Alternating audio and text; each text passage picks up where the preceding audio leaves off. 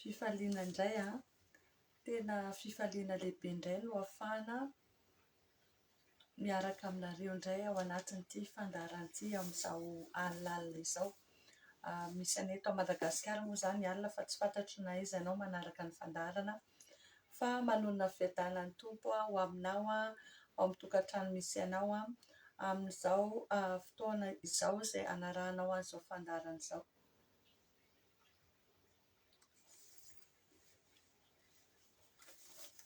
Miangavy mialohany hidirantsika ao anatin'ny fandaharana, azonao atao ny mizara amin'ireo manodidina ny amin'ny fandaharana zarao fa mety ahasoan'ny hafa ny fandaharana izay ataontsika mba hamonjentsika fanahy ny olona indray, mba hanitarantsika ny asa fitoriana ny filazantsara indray. Araka ny lohahevitra izay efa jerevantsika tamin'ny farany dia androany tsika mbola mitohy ao anatin'ny lohahevitra momba ny fanahin'ny rano sy ny zazavavin-drano, dia mbola hitohintsika hijery ny hoe ohatry ny ahoana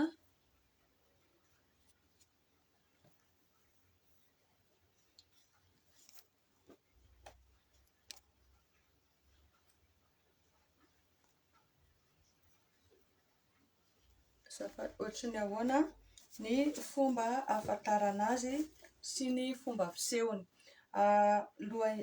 Izay no mbola lohahevitra jerevantsika androany. Ny tapany voalohany efa nijerevantsika tamin'ny herinandro, dia ny tapany faharoa no hodiniantsika indray androany. Momba izay lohahevitrintsika androany, manaraka anao hanaraka hatramin'ny farany. Mety tsy manaraka mivantana ianao fa ao aorianany izao fandaharana izao no manaraka, fa manentana anao hoe raha izay ianao vao nanaraka ny fandaharana dia tsara kokoa jerevanao ireo fandaharana izay teo aloha mba hahafantaranao fitohizan'ny fampianarana, hahatonga anao tena hoe feno tsara ny fampianarana izay azonao, satria tena zava-dehibe ry havana ny fahafantarantsika n'ity atao hoe fanahin'ny rano sy ny zazavavin-drano ity eo amin'ny tontolon'ny vavaka fanafahana. Izay ny ela andaontsika hivavaka, mbola hiandriandry kely ve, hiandriandry ny sasany ve,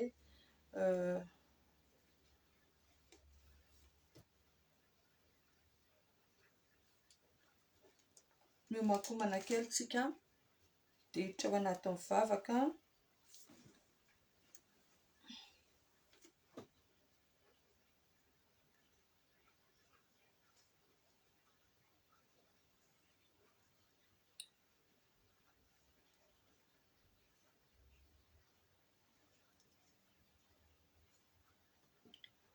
Hiditra ao anatin'ny vavaka isika.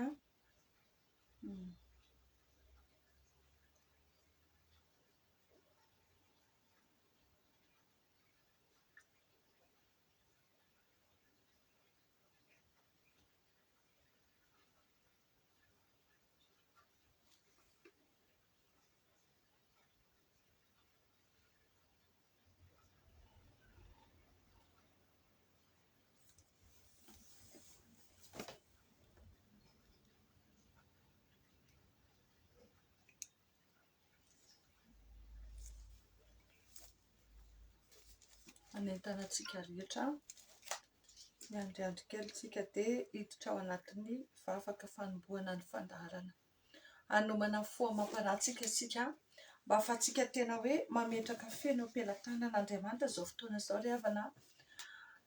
Ilaintsika ny fanatrehan'Andriamanitra, ilaintsika ny herin'Andriamanitra miasa eo amin'ny fiainantsika ao anatin'izao fandaharana izao. Tena ahafahantsika tena hoe mandray hery indray, mandray fahalalana indray, mahafantatra zavatra vaovao indray, satria hoy izy ny ten'Andriamanitra hoe ringana ny olona noho ny tsy fisian'ny fahalalana, fa rehefa mahafantatra kosa dia izy ny ten'Andriamanitra hoe raha fantatrao ny marina dia marina no hanafaka anao tsy handevo. Noho izay dia tena ilaintsika ny mianatra mandrakariva, ary tsy mety raha tsy manam-pahalalana ny fanahy izy ny ten'Andriamanitra, dia izay mahatonga antsika mianatra. Rehefa mianatra tsika ka tena mahay azotsika, mety hoe tsy ho voafehintsika tanteraka fa efa mba mahafantatra antsika hoe inona ny tena zava-dehibe rehetra tokony ho fantatsika momba ny toe-javatra anankiray, dia moramora antsika ny manafika sy miady ny fahavalo rehefa fantatsika tsara mombamomba azy rehetra. Izay no fanamarihana tsotsotra fa miangavy antsika andaontsika hivavaka hanomboka ny fotoana, fa ny fotoana efa mandroso miala.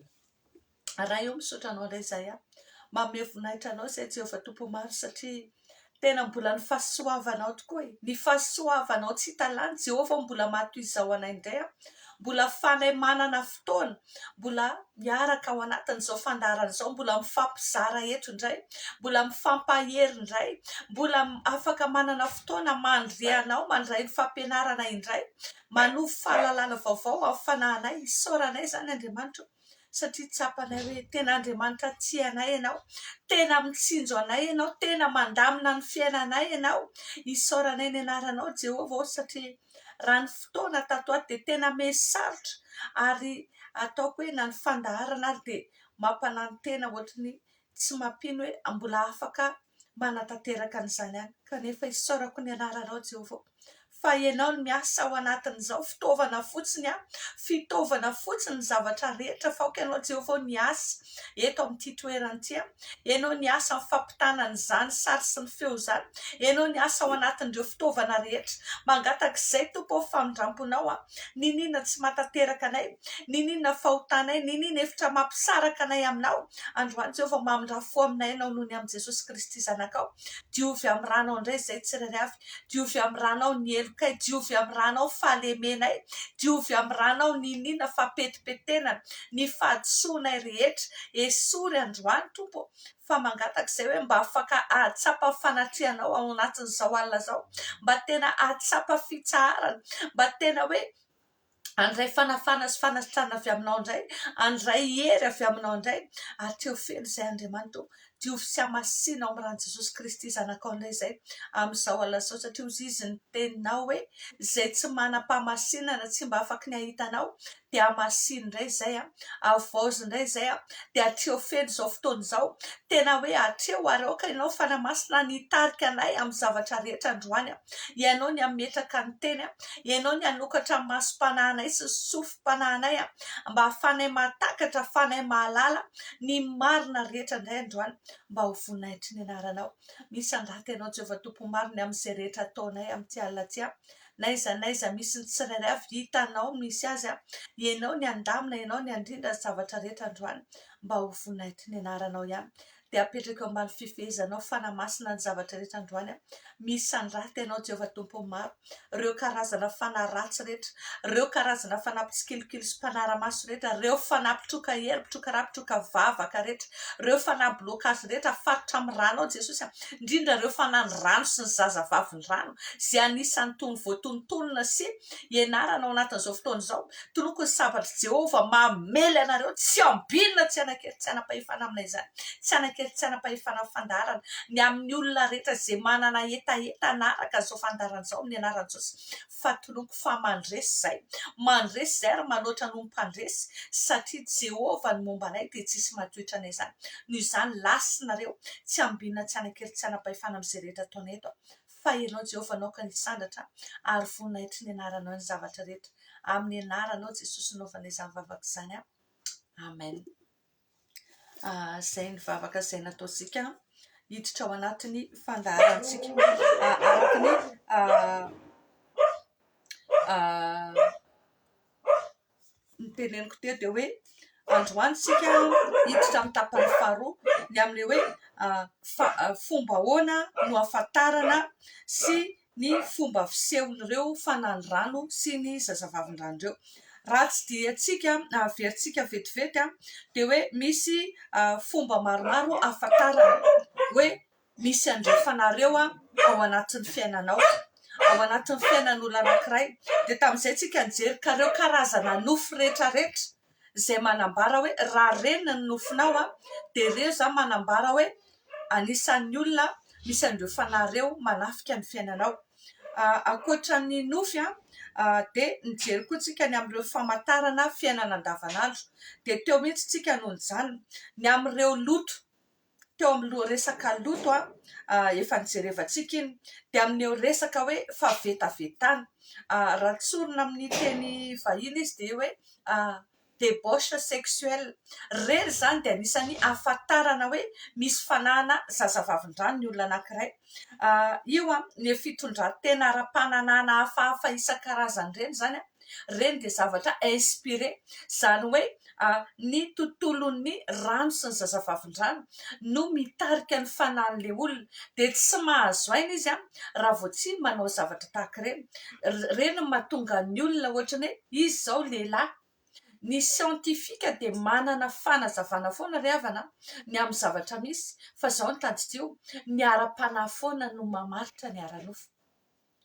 ny ara-panahy foana no mamaritra ny ara-nofo.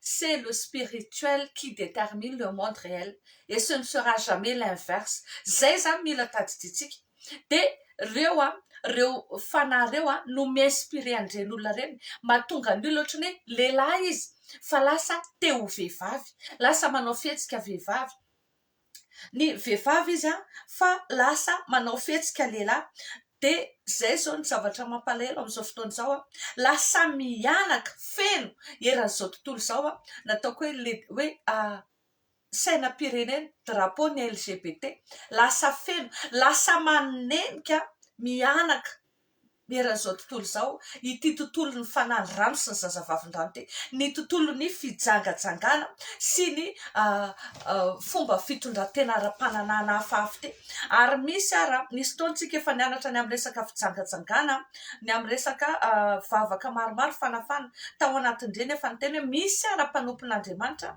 tafiditra ao anatin'ireny karazana fanaovana firaisana ara-nofo hafahafa ireny zay tena hoe inspiré avy any amin'ny monde des eaux et esprits des eaux reny rehetrarehetra reny na ao anatin'izany reny hoe resaka fellation na resaka hoe aty amin'ny vava indray no natao ny fitaovam-pananana miala tsiny fa tena tsoriko ilay izy satria aleo tsy miodikodina ny zava-dehibe dia ny fomba ahafahantsika na za miteny anareo mety misy fotoana efa tany aloha mety hoe tafiditra tao anatin'izany zavatra zany tsy mampaninona anazy zany fa tiako tenena hoe rehefa fantatrao le marina dia mila miezaka ianao miala amin'ny zavatra ohatran'ireny fa tsy famitaka tsika ry havana tsy famitaka fa ny eto an-tany dia fandalovana fa ho aiza ny mandrakizainao ho aiza ny mandrakizaintsika ary raha izany koa raha manao ny zavatra araka ny sitrapony ireny tsika dia hoy izy ny tenin'Andriamanitra hoe zay ekenao teny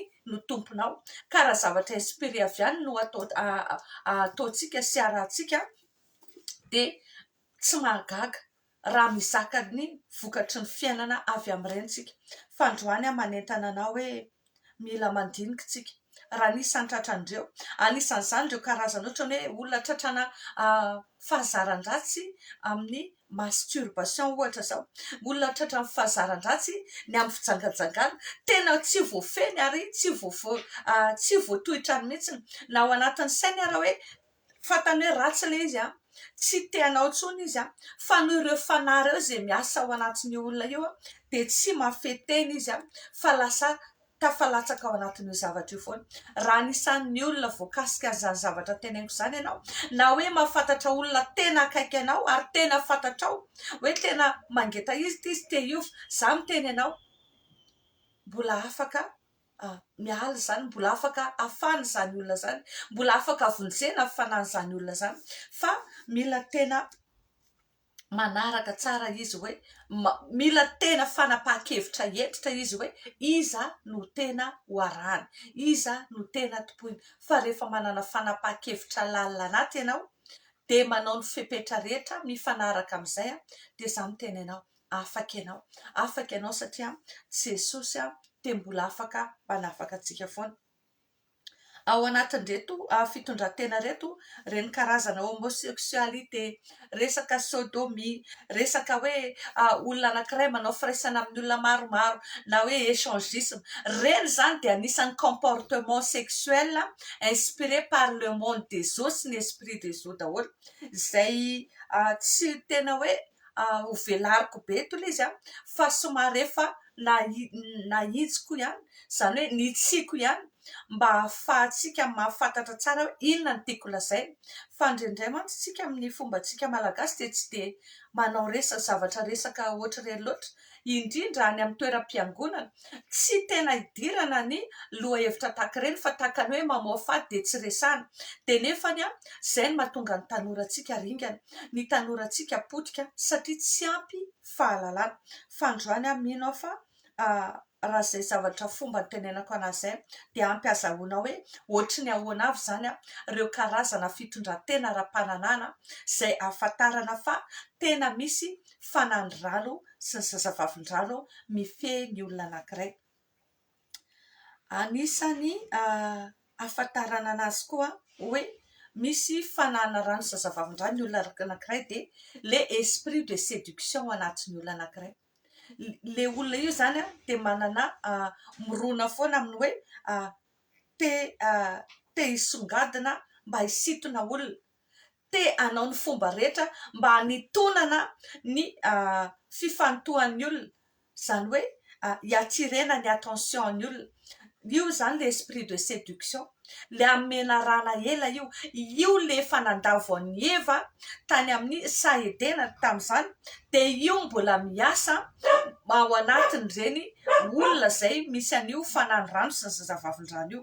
Jerevintsika nge amin'izao fotoana izao ry havana dia zavatra mahavariana sady mampalahelo. Lasa be da be ny olona zao ohatra raha dinihantsika ny amin'ity resaka hoe raha tsy tena efa tsy natao hoe chirurgie estetika fotsiny misy olona tena mandany vola mankarena tsy toko tsy foroana ny amin'ny resaka chirurgie estetika. Za manaiky raha ohatra ka hoe nisy loza nahazo an'ilay olona ka tena hoe potika dia hoe arenina ny eo amin'ny vatany, fa misy tena hoe te hanovany ny endriny, te hanovany ny zavatra ny toe-tenany efa ara-boajanahary, dia tena hoe mandany vola mankarena zavatra ohatr'ireny zany ohatrany hoe te hisongadina izy, te hisintona olona izy, te hanintona ny fijerin'ny olona rehetra izy, dia manao ny fomba rehetra izy hanaovana ny hampiavaka azy, hantonana ny olona. Zany le resaka séduction. Raha vao mbola olona zany manana an'izay ianao, ohatra ianao mieritreritra hoe anao an'ity mba hahatonga anahy ohatr'izao, mba hahatonga ny olona hitanao ohatr'izao. Raha vao mbola izay zany indraindray no mibaiko antsika dia mila mandeha ny tenantsika hoe tena tsy mba fanan'Andriamanitra izany fa sao dia mba efa le fanahy fahavalo izay hitondra fampitena sy faravanantsika. Be da be ao anatin'ireo ao anatin'ity resaka séduction ty ihany dia ao zao no ohatra hoe be da be ny tafalatsaka ao anatiny reny karazana article izay tena hoe andry zareo moa zany le izy, fa be da be tsika ny tsy mahafantatra. Na izaho miteny aminareo koa raha nisy fotoana tena tsy nahafantatra an'izany, fa taty aoriana vao fantatro kosa le izy dia tena nanapa-kevitra ny saraka tamin'ireny. Anisan'izany reny karazana hoe solo volo, reny karazana faux cheveux, zany hoe volo tsy tena izy, ataontsika any amin'ny volontsika, faux ongles, reny zavatra reny zany dia ohatrany hoe tsy mety le zavatra nataon'Andriamanitra fa soloina ndraiky. Ilaitsika ny mikarakara vatana, ilaitsika ny mikarakara ny vatantsika mahatem-polon'Andriamanitra an'ilay izy. Fa misy karazana zavatra zany tena efa hoe inspiration avy any amin'ny monde des eaux sy ny esprit des eaux dia alefa ny tobaka aty amintsika. Ao anatin'izany aloha dia manome fanamariana hoe maromaro ireo mpanompon'Andriamanitra, efa mpanompon'Andriamanitra izy ankehitriny, fa tao anatin'ny tontolo izay nanompoany an'i Losifera no nahafantarany ary nijoro vavolombelona izy hoe ny farafahakeliny zany 5.7 isan-jato ny zavatra vokatra, zany hoe production izay ampiasaintsika eto ambony tany dia production avy any amin'ny monde pandémonium, avy any amin'ny monde des eaux sy ny esprit des eaux daholo izy.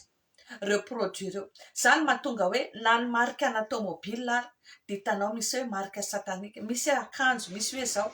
Fa za kosa miteny anao hoe misy taona ilay izy misy zavatra tsy afaka tsy azontsika anoharana. Ohatra hoe marika ana fiara, misy zao marika telefona, misy be da be. Dia tapahintsika ny ozona ao anatin'ireny, tapahintsika ireny dia potehintsika dia afatotra amin'ny fanahy manararaotra miasa ao ambadika an'ireny dia misaraka amin'ireny tsika dia tsy manan-kery amintsika ilay izy. Fa misy kosa zavatra tena mivantana mihitsy hoe ohatra hoe ireny karazana volo.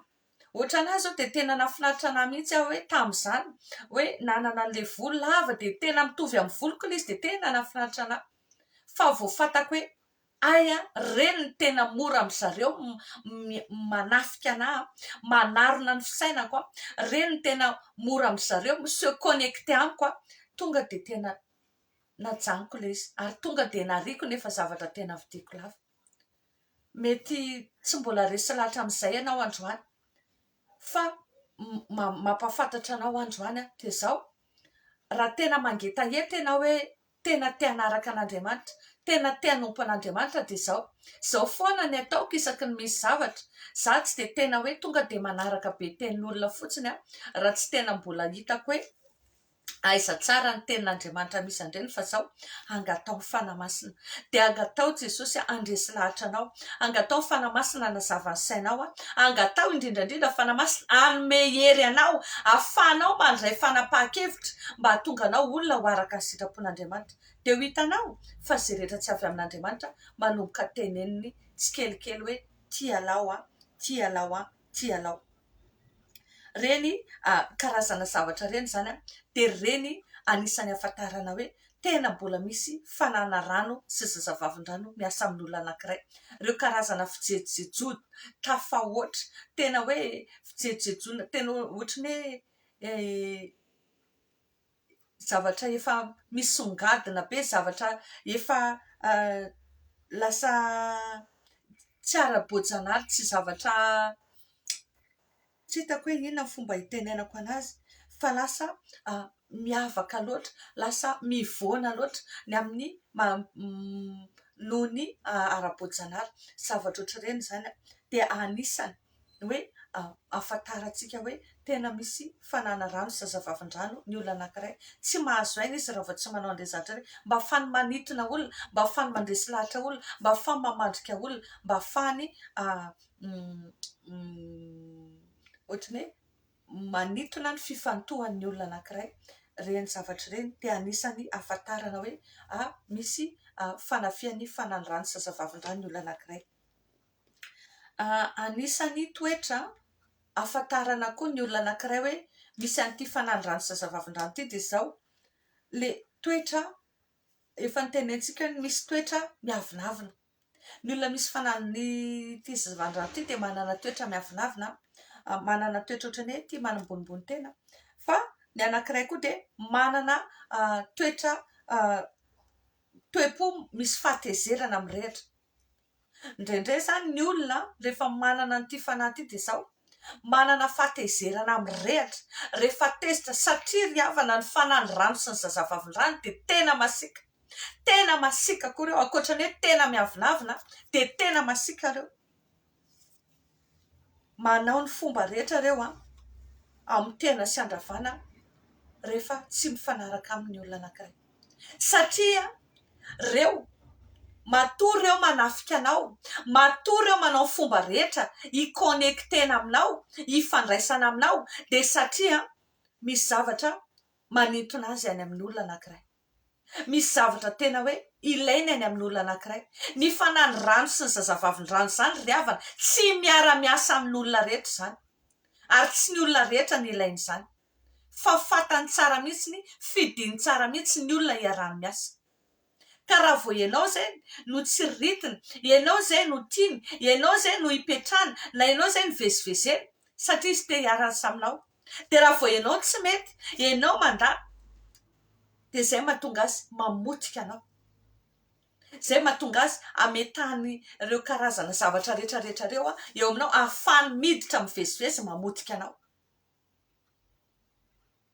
Ny fahavalo koa moa ilay zanona zany Reny anefa valy hoe tsy tonga reny raha tsy hamotika sy handrava ary handrika ianao sisy ny tena hangalatra sy handrava ary handrika ianao sisy ny ten'Andriamanitra. Dia ireo fanahy ireo ny olona misy andreo dia izao manana fahatezerana mirehatra satria izay ny toetra ny fanahin'ny zazavavin-drano. Ireo fanahy demony any anaty rano ireo manana fahatezerana mirehatra. Dia ny olona misy an'io zany dia ilay olona rehefa tezitra izy dia tena tezitra be, tena tsy hita tao inona, manimba entana, mamono olona, tena ohatran'ny tsy tompony tenany ireny. Tsy haiko nareo fa hita ohatr'ireny, fa za dia efa nahita karazana olona ohatr'ireny. Tena tsy tompony tenany ary rehefa miverina ny saina avy eo dia gaga izy hoe aizany rehetrarehetra izany nataony. Nisy fotoana moa izay efa teneniko foana ity fa anisan'ny tena ady mafy tao anatiny vavaka fanafanana trehako dia ny ady amin'ny ireo karazana fanandrano zazavavin-drano ireo. Fa tao anatin'izany misy manana mpanampy anankitelo amin'ireo mpanampy maromaro mpanampiko fa mpanampy vehivavy anankitelo. Izy telo vavy tratran'ireo fanahy ireo dia iny samy mandray antsy manenjika anahy daholo. Tena masika, tena tsy mitsitsy ary tena hoe ny hamono anahy ny tanjony tamin'izay. Fa za miteny ianao fa tsara Jesosy satria tsy navelan'Andriamanitra tanteraka izany ny fanirian'ny fahavalonao raha mbola mialoka eo aminy ianao. Fa tena masika ireo saingy lehibe ny mpanavitra antsika sy ianao. Mbola afaka manafaka antsika ao anatin'ireo Jesosy. Ny anankiray koa ahafantarana an'ity fanahin'ny rano zazavavin-drano teo amin'ny fiainan'olona anankiray dia ny aretina. Ireo koa dia anisan'ireo fanahy izay mametraka aretina ny anatin'ny olona. Ka raha ianao anisan'ilay olona misy an'ireny hoe aretina tsy mety sitrana mihitsy ireny, tsy hitanao, laninao vola, laninao n'inona, jerevana aty lasa hoe tsy hita indray, jerevana zao tsisy indray, dia rehefa avy eo dia hoe mila didina, atao didina ny zavatra anankiray, tsy izay indray ho fa lasa niovan'izao, lasa miova foana ny aretina, tsy hita izay rary ny vola lany, ianao manaintaina mijaly tsy mety sitrana.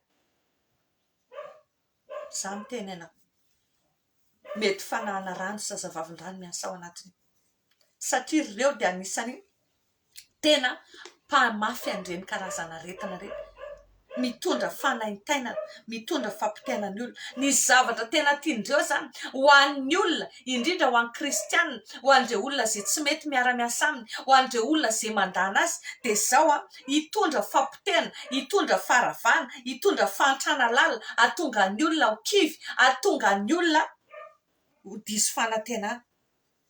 Izay ny tena zavatra ataon'ny zareo. Angalary ny mombanao rehetra, angalary ny fiainanao, angalary ny fahasambaranao, ataon'ny chantage ireny satria Andriamanitra manome antsika fiainana be da be. Andriamanitra manome antsika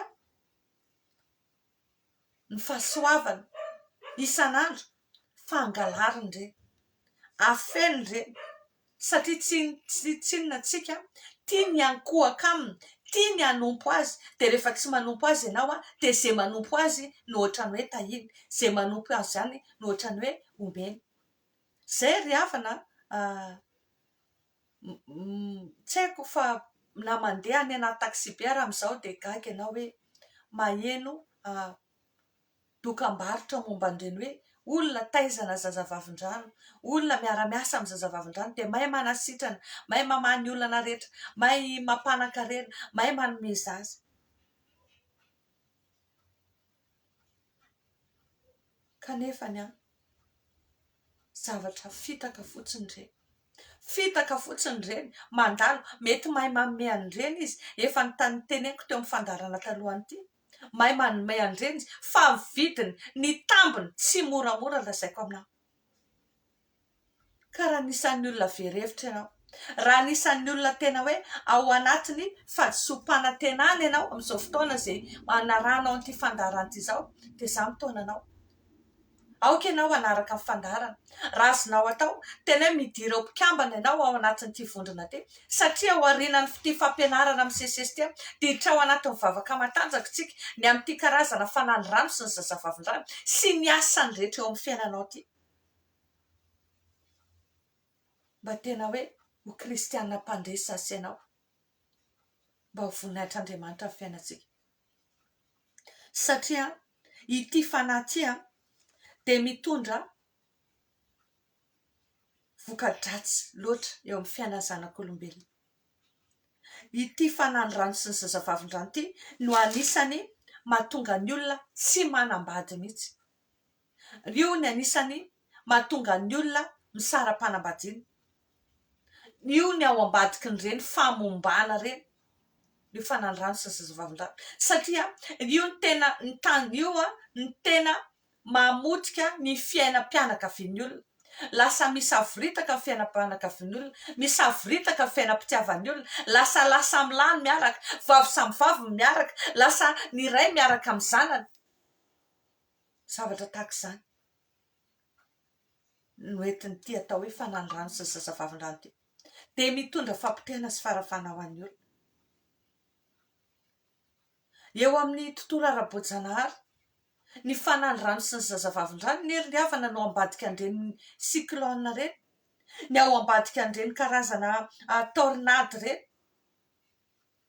Ireo daholo ny ao ambadika an'ireny. Misy karazana fijoroana vavolombelona maromaro, sasany ary hita amina video manam-porofo an'ireny zavatra ireny. Kanefa ny mahafinaritra dia izao hoe Jesosy mbola mahery noho izany, satria Jesosy anie nampitsahatra ny tafio-drivotra. Jesosy anie niteny dia nitsahatra ireny. Rehefa manana an' Jesosy ianao, ninona fihetsiketsy amin'ny fahavalo eo, mbola afaka mandresy ianao, mbola afaka manana fitsarana ianao, mbola afaka manana fiadanam-po ianao, satria mahery noho ireny Andriamanitra.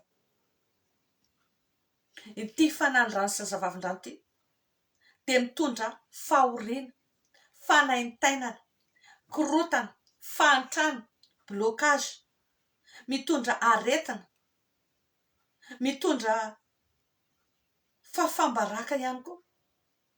Satria lasa tsy tompony tenany intsony ilay olona, tsy voafehy intsony ny tenany, dia lasa ekeny hoe izay zany izy.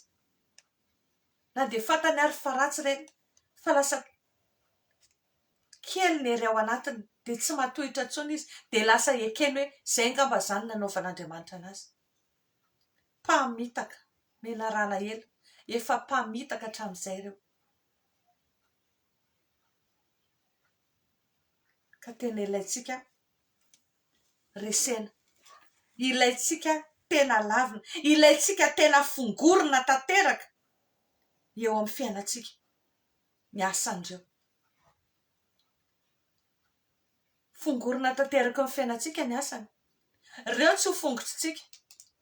Andriamanitra nefa niezaka tena hoe nanafona andreo e. Raha miverina antsika ry-havana any amin'ny Genesisy, any amin'ny Genesisy 1 manambara ny Nefilimy hoe raha nahitany zanaka vavin'ny olona ny zanak'Andriamanitra ozy izy dia nitsiritra azy dia nakavady azy dia niteraka tamin'ireo. Dia ireo le Nefilimy ozy izy, le olona malaza, le olona mahery hatramin'izay. Fa saingy ny tombo ny faratsian'ny olona dia nandefany safidrano Andriamanitra. Dia Noa sy ny vady aman-janany sy ny biby fiompony ihany ny tao anaty samby fiara. Kanefa ny tenin'Andriamanitra dia miteny ireo Nefilimy ozy izy, le olona mahery tamin'izany izay mbola velona tao aorian'ny safidrano. Ireo anie tsy tao anaty sambo e, ireo anie tsy tao anaty samby fiara Noa e, fa ireo velona tao aorian'ny safidrano. Satria maninona? Satria ireo fanahiny rano, satria ireo fanahiny rano sy ny zazavavin-drano, satria ireo ao anaty rano, ka na rano be ohatrany ahoana dia tsy nahafaty azy, fa mbola velona izy, mbola teo foana izy. Dikan'izany tsy ho fongotritsika ny fisian'ireo, fa azo fongorina fisian'ireo amin'ny fiainantsika. Azo ravana tanteraka ny asan'ireo amin'ny fiainantsika, azo tapahana tanteraka ny fifandraisan'ireo amin'ny fiainantsika.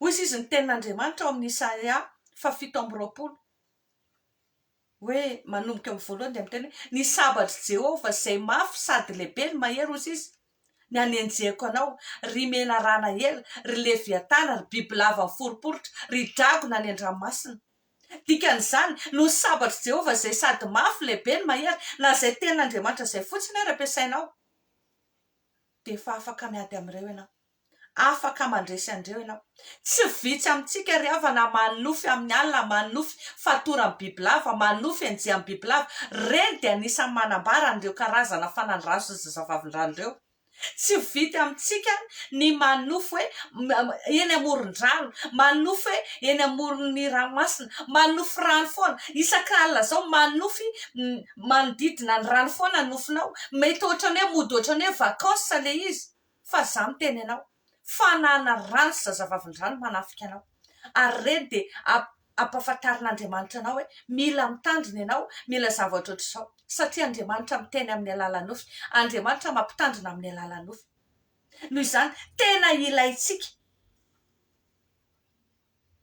ny mamotika sy mandravy ny asan'ireo fanany ratsy ireo amin'ny fiainantsika tadidio tsara Andriamanitra efa mamery atsika andresenandreo raha iverina ny tantara atsika tamin'ny namoronan'Andriamanitra ny zao tontolo zao de ao amin'ny Genesis ty 2:7 nisy taon'Andriamanitra de nampandaloviny teo amin'ny Adama daholy ny biby rehetra ny zava-mananaina rehetra de Adama no niantso andreo araky ny fanononany avy ozy izy ny voasoratra de tao anatin'izay izy ny hoe ary tamin'izay izy nijery vady sazana azy tamin'ireo fa tsy nahita fa saingy zao voatonona tao daholo ny bibidia ny voromanidina rehetrarehetra fa ny biby tany anaty rano tsy voatonona tao tsy voatonona teo mihitsiny ny hazan-dranomasina sy ny biby rehetra ny anaty rano satria Andriamanitra mahafantatra hoe reo entité reo zavatra reo zavaboary ny anaty rano reo de tsy trondro tsotra fotsiny daholy ohatrin'ireny fahitantsika anazy ireny io rano io tsy hoe rano tsotra fotsiny araka ny fahitantsika anazy amin'ny ara-boajanahary hita masy tsotra ohatr'izao fa misy tontolo hafa ao misy tontolo hafa ao zany mahatonga an'Andriamanitra tsy nanome fahefana ny Adama na metaka ny anaran'ny trondro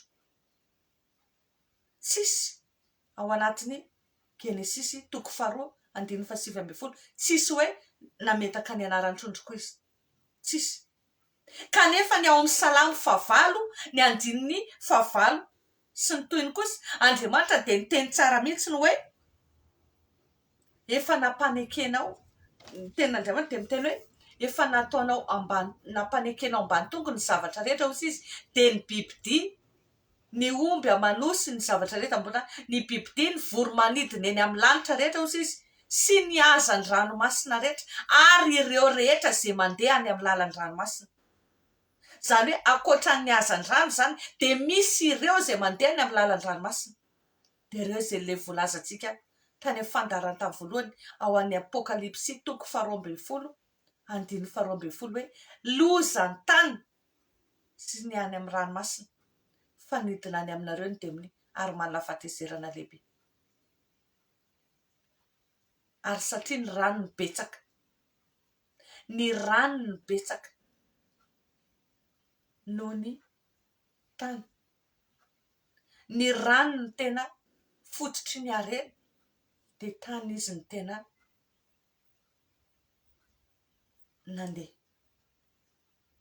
io ny tena izany giazana anaovan'ny karazana chantage amin'ny olombelona ahatonga ny olombelona hanompo anazy ahatonga ny olombelona hiankohaka eo aminy ary tsy voazao ne zany ry havana tsy voazao efa nijeritsika tany amin'ny fandarana tany aloha hoe ohatry ny ahoana avy ireo karazana kolotsain'ny olona zay miankohaka amin'ireny fa tsy voazao zany zavatra zany atao anaty baiboly ary ne ry havana misy an'izany raha tadiditsika lehilahy malemy nandritra ny 7 taona teo amorony rano de hozy izy hoe zao izy izy miandry ny anjely ho tonga anetsika ny rano hitanareo misy fanahy any anatiny rano. Fa soa ihany fanandalo Jesosy. Soa ihany fanandalo Jesosy, ary teo Jesosy nampafantatra anazy hoe tsy voatery miandry an'izany ianao. Fa raha miandry an'izany ianao mety mbola izy valo amin'ny 30 taona manaraka ny andrasanao an'izany eto. Fa zao rehefa mandalo aho dia afaka manetsika ny zavatra rehetra, tsy ny rano ihany fa ny zavatra rehetra mihitsy afaka etsikako hiara-iasa ahasoanao hanafaka anao indray.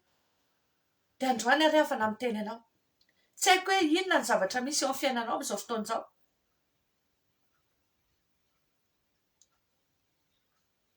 Mbola hiandry vahaolana aiza ianao? Mbola herikerika aiza ianao? Mbola andany andro 30 taona ohatra ny lerangaha teo amoron-drano ve ianao? Fa za miteny ianao, tena mila an' Jesosy ianao.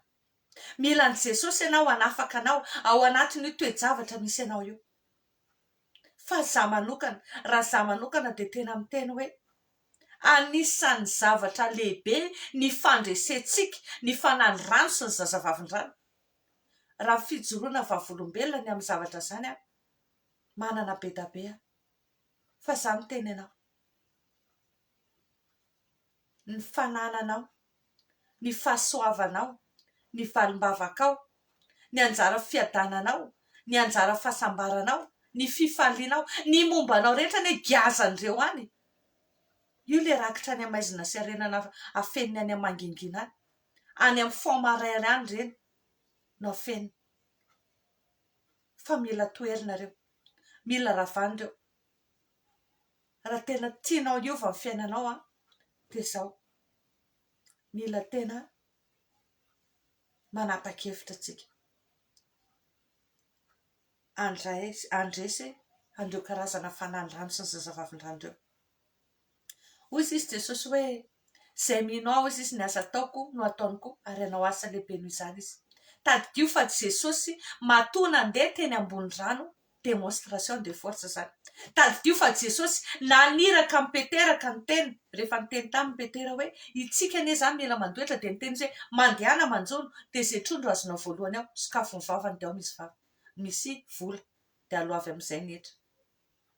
Za miteny ianao, manana fahefana zazainao. Mila mifotsika. Mila mifotsika satria hoy izy ny tenin'Andriamanitra hoe mitsangana dia mihazava fa tonga ny fahazavanao. Mila mifotsika, mila mitsangantsika dia izay vao tonga ilay fahazavana ry havana. Izay no amaranako fandaharantsika androany. Ilaitsika ny mandresy, mamongotra ny asan'ny fanandrano sy zazavavin-drano eo fiainantsika. Raha tena tia hita fahombiazantsika. Ao anatin'izany dia hijerintsika amin'ny fandarana ao aorianan'ity hoe ahoana avy ireo fomba ahafahandreo fanahy ratsy ireo niditra teo amin'ny fiainantsika. Ilaitsika mahafantatra an'izany. Inona aby ireo karazana varavarana sokatra teo amin'ny fiainantsika. Inona aby ny antony nahatonga andreo fanandrano sy zazavavin-drano niditra eo amin'ny fiainan'ny olona anankiray. Raha njerintsika izany hoe ahoana ny ahafantarana hoe misy andreo fanahy ireo amin'ny fiainan'ny olona anankiray tao anatin'ny fandaharana teo aloha. Dia aorianan'ity fandaharantsika izany dia jery hoe ahoana ny fomba natafiditra andreo teo amin'ny fiainan'ny olona anankiray. Dia ao anatin'izany koa tsika dia jery hoe inona zany ny tokony atao ahafahana miala ao anatin'izany. Satria raha manao an'ity fandaharana ity ary havana, tsy hoe ampiororanao fotsiny hoe misy zany, tsy teny aminao fotsiny hoe tena loza zany, tena zao, tena zao, tena zao. Fa kosa hiteny anao hoe tena misy zany, tena ratsy zany, ary mety izay ny anisany fototry ny fahoriana izay mahazonao. Fa tsy fantatra le izy. Fa tsy mijanona teo. Fa tena fifaliana ho any miteny anao hoe mbola misy fanantenana koa anefa. Mbola misy fanantenana, mbola afaka manafaka anao Jesosy, mbola afaka manasitrana anao Jesosy, mbola afaka manala anao amin'ny toerana io. Ny sandro maherin'Andriamanitra dia hitondra anao, analanao amin'ny fahafatesana teo amin'ny fanjakany maizina, amindra anao any amin'ny fanjakany mazava. Mbola possible zany. Raha manaiky ianao dia hiasa indray izy anafaka anao. Fandroany aloha hijanona eo tsika, izay ny fandaharantsika androany manome fotoana anao amin'ny manaraka indray Jehovah-Andriamanitra anie tena tsofoka rano ianao, ho anao izay tena hoe mangetaheta, ho anao izay tena hoe lino. Andriamanitra anie hanazava ny sainao Andriamanitra anie hanafaka anao ny amin'ireo karazana emprise diabolika rehetra, indrindra avy amin'ireo sirène des eaux sy ny démon des eaux rehetrarehetra reo, ireo karazana esprit des eaux rehetrarehetra reo. Andriamanitra hanafaka anao anatin'ireo. Ny sabatry Jehovah mely an'ireo karazana fanahy ratsy rehetra izay manafinafika anao avy any amin'ny rano sy ny zazavavin'ny rano rehetrarehetra. Tena izany amin'ny anaran'i Jesosy androany. Dia manonona fiadanan'ny tompo anao manonona fiadanan'ny tompo isan-tokantrano dia ny tompo any hampahery antsika tsirairay avy dia manome fotoana antsika rehetra amin'ny manaraka indray raha azonao atao dia zareo fandaharana. Raha mbola androany ianao vao nanaraka dia jereo ireo fandaharana teo aloha dia manao fotoana, manome fotoana antsika amin'ny manaraka indray samy mitondram-bavaka satria somary efa manomboka sarotsarotra ny fotoana ihany koa, ny asa aman-draharaha, ny mpianatra efa mianatra, be da be ny karazana sakatsakana fa zaho hoe ny asan'Andriamanitra tsy maintsy mandeha satria asany io dia izy miasa tsisy masakana. Dia mahatoky tsika fa tsy maintsy mandroso foana ny asan'Andriamanitra fa mila ny firaisantsika po, firaisantsika mibavaka satria araka ny tenin'Andriamanitra fa ny fivavaky ny marina dia mahery indrindra. Dia mankasitraka indrindra antsika rehetra izay nanaraka hatramin'ny farany mirary toromaso mampisambatra raha alina ny anaranao izao fandaharana izao mirary tontolo andro mahafinaritra kosa raha andro dia tena hoe tsy horon-javatsonga zasianao Andriamanitra ny hanomboka hanokatra lalana ho antsika dia ho marina ilay ten'Andriamanitra hoe ho tarihina aty amintsika ny harenan-dranomasina rehetra ary ny haren'ny firenena afindra aty amintsika noho ny amin'i Jesosy Kristy. Dia mirary soa antsika rehetra. Veloma tompoko.